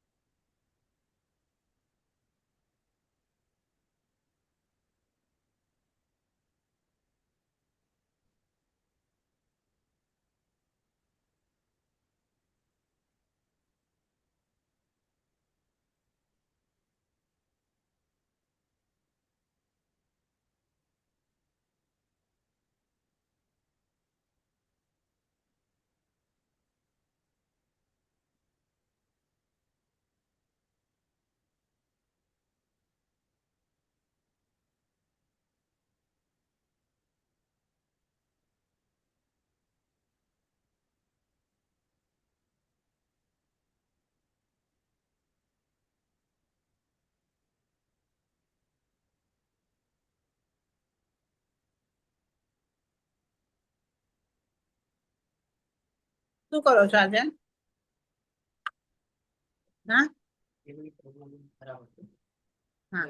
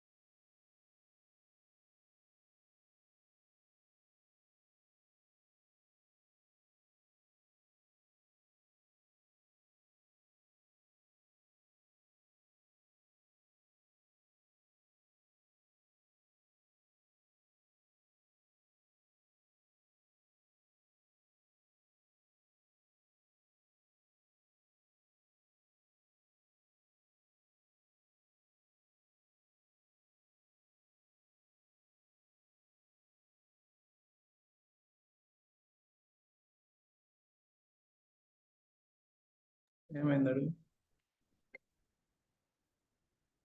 Hello, ఇంకా అయిపోలేదు. లేదే ఇంకా కూడా ఉంది. చెప్పా నేను.